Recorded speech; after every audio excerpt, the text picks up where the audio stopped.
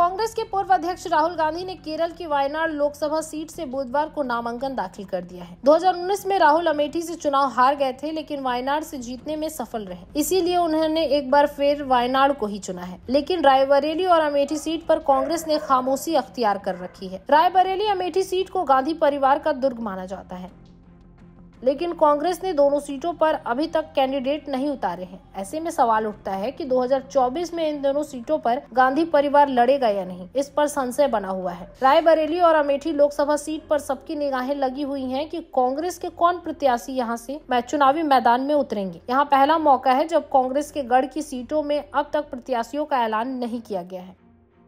कांग्रेस की केंद्रीय चुनाव समिति में रायबरेली और अमेठी सीट पर चर्चा तक नहीं हो रही है। इसका फैसला गांधी परिवार के ऊपर छोड़ा गया है। राहुल गांधी के वायनाड से नामांकन करने के बाद लगभग यह तय हो गया है कि अमेठी सीट से उनका चुनावी मैदान में उतरना मुश्किल है। हालांकि अमेठी और रायबरेली से स्थानीय कांग्रेसी नेताओं का कहना है कि अभी उम्मीद खत्म नहीं हुई है। रायबरेली से प्रियंका गांधी को चुनाव लड़ने की तैयारी शुरू कर देनी चाहिए।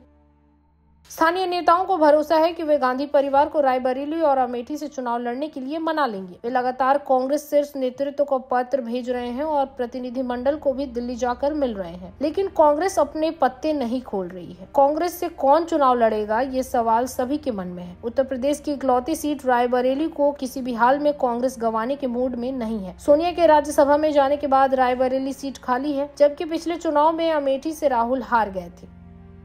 हमेशा सबसे पहले प्रत्याशी मैदान में उतारने वाली कांग्रेस अब की चुप्पी साधे है। सियासी पंडितों की माने तो लोगों में यही चर्चा है कि गांधी परिवार से प्रत्याशी उतारने के बाद ही कांग्रेस इस सीट को बचा सकती है। गांधी परिवार से कोई नहीं उतरता है तो कांग्रेस यूपी में खाली हाथ रह सकती है। रायबरेली संसदीय सीट पर बीजेपी और कांग्रेस प्रत्याशी तय करने के लिए एक दूसरे का मुंह देख रहे हैं। बीजेपी से दिनेश प्रताप सिंह पिछला चुनाव लड़ चुके हैं और एक बार फिर से दावेदारी में शामिल है।